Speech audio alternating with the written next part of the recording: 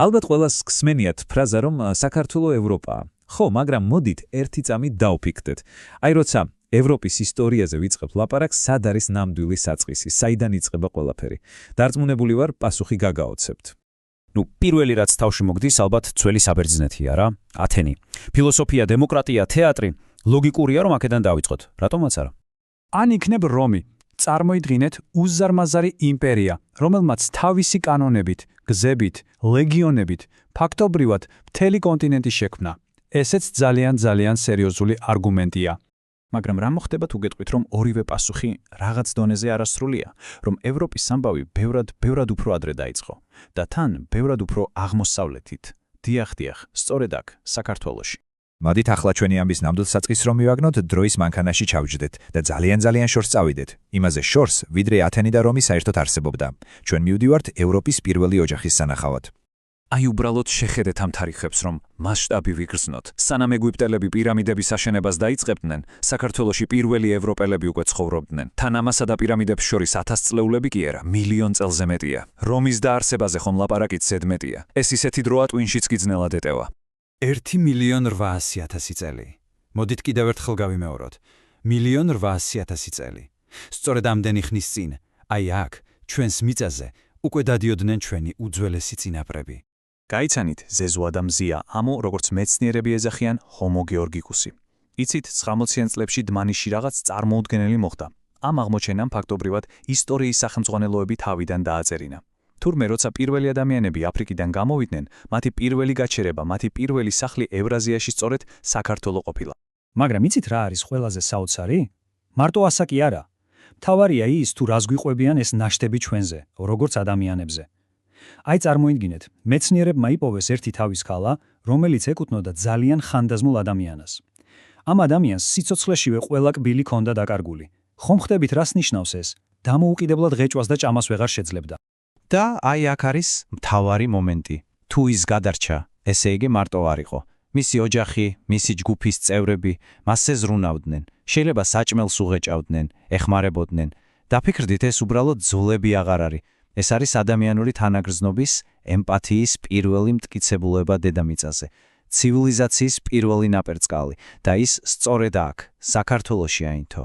კარგი, ახლა მოდი დროში გადმოვხდეთ, ოღონდ ძალიან წინ. კაცობრიობა უკვე განვითარდა, ისწავლა მიწის დამუშავება, ლითონების გამოყენება. და იცით რა არის საინტერესო, ამ ახალ რევოლუციურ ეპოქაშიც კი საქართველო ისევ მოვლენების ეპიცენტრშია. აი წარმოიდგინეთ, 8000 წლის წინ, როცა ბევრი დიდი ცივილიზაცია ჯერ პროექტშიც არ იყო, ჩვენი წინაპრები უკვე ქვევში ღვინოს აყენებდნენ. ეს ხომ წარმოუდგენელი კულტურული ნახტომია. და თან მარტო ესეც არა. იმავე პერიოდში ანტიკური ბერძნები წერდნენ ლეგენდებს იდუმალ ტომზე ხალიბებზე, რომლებმაც პირველებმა იცოდნენ რკინის დამუშავების საიდუმლო. ეს ფაქტობრივად იმ დროის სილიკონის ველი იყო.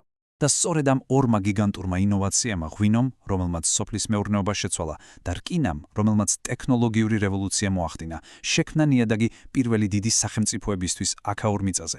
საუბარია დიაოხზე და რა თქმა უნდა ლეგენდარულ კოლხეთის სამეფოზე.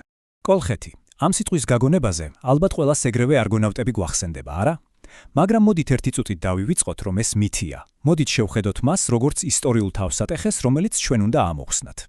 ხომ ყველამ ვიცით ოქროს საწმისის ამბავი, რაღაც ჯადოსნური ნივთი, რომლისთვისაც ბერძენი გმირები ამხელა გზაზე წამოვიდნენ. კითხვა ესაა, რა იყო ის სინამდვილეში? და აი სადაც მითი და რეალობა ერთმანეთს ხვდება. ოქროს საწმისი არ იყო მაგია, ის იყო ტექნოლოგია, გენიალურად მარტივი ტექნოლოგია. კოლხები ოქროთის სავსე მდინარეებში ცხვრის ტყავს, ანუ საწმის აფენდნენ. ოქროს პატარა ნაწილაკები კი ამ მატლში იჭედებოდა. ბერძნებისთვის ვინც ეს არ იცოდა, ეს ნამდვილი სასწაული იყო. ჩვენთვის კი ჩვენი წინაპრების გამჭრიახობის დასტური. და მედეა, მითებში ის ბოროტი ჯადოქარი არა? სინამდვილეში კი დიდი ალბათობით ის იყო უბრალოდ ძალიან განათლებული ქალი, კოლხური მედიცინის საოცარი მცოდნე, რომელმაც იცოდა მცენარეების სამკურნალო თვისებები. იმდენად ძლიერი იყო მისი ცოდნა, რომ დღევანდელი სიტყვა მედიცინა სწორედ მისი სახელიდან მოდის. დაფიქრით აბა ამაზე. ესე იგი, რას ნიშნავს ეს ყველაფერი? იმას, რომ არგონავტების მითი არ არის უბრალოდ ზღაპარი. ეს არის ისტორიული კოდი, რომელიც გვეუბნება, რომ კოლხეთი იყო ძალიან დიდარი, ტექნოლოგიურად განვითარებული და ძლიერი სამეფო. იმდენად ძლიერი, რომ მთელი ანტიკური სამყარო მასზე ლაპარაკობდა. კარგი, მოკლედ დავიწყეთ პირველი ევროპელებით, დმანისიდან და მოვედით ლეგენდარულ კოლხეთამდე. საკმაოდ დიდი გზა გამოვიარეთ, არა? მაგრამ რა თქმა უნდა, საქართველოს ამბოვი აქ არ მთავრდება. პირიქით ყველაფერი ახლა იწყება. მოდით სწრაფად გადავხედოთ, რა ვთქვით. ესე იგი, პირველი, ევროპელების სახლი. მსოფლიოში უძველესი ღვინის სამშობლო.